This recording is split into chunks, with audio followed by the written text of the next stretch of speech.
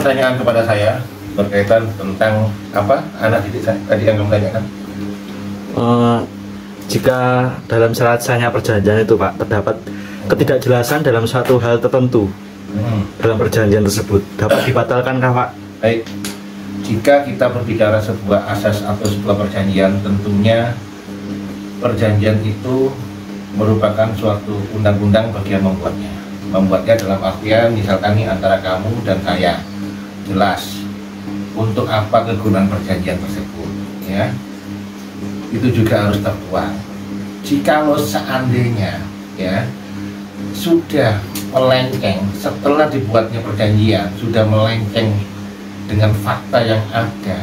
Salah satu contoh, kita buat perjanjian yaitu jual beli tanah, ya.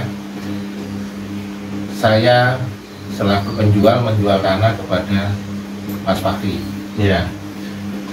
Yang mana pada inti pokok perjanjian itu hanya ada jual beli tanah. Nah, ya. Tidak diperjelaskan tanah itu akan kamu pergunakan atau untuk proyek, untuk pembangunan proyek rumah dan sebagainya, itu tidak diperjelas, ya. Jikalau itu tidak diperjelas, tentu hal itu sudah keluar dari konteks bagaimana syarat sahnya sebuah perjanjian, yaitu salah satunya sepakat untuk menginginkan diri, karena kita sudah ada perjanjian, tentu kita sepakat. Kedua, cakap, kita sudah sama-sama dewasa, juga tidak dalam kondisi sakit jiwa, maka itu cakap secara hukum.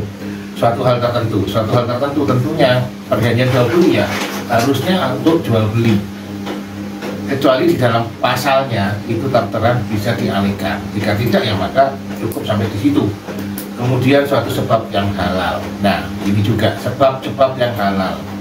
Ya, jangan ada suatu bentuk yang menyimpang pada konsep dasar perjanjian. Nah, jika ada yang menyimpang, baik itu suatu hal tertentu maupun suatu sebab yang halal, ternyata pada kemudian hari tidak sesuai, nah itu bisa dibatalkan. Terlebih lagi apabila pokok pembayaran itu belum terstimulasi, nah tentu bisa dibatalkan. Nah, seperti itu dasar hukumnya, yaitu tentu mengacu pada pasal 1320 Kitab Undang-Undang Hukum Perdata atau BW. Nah, seperti ini, ya kan.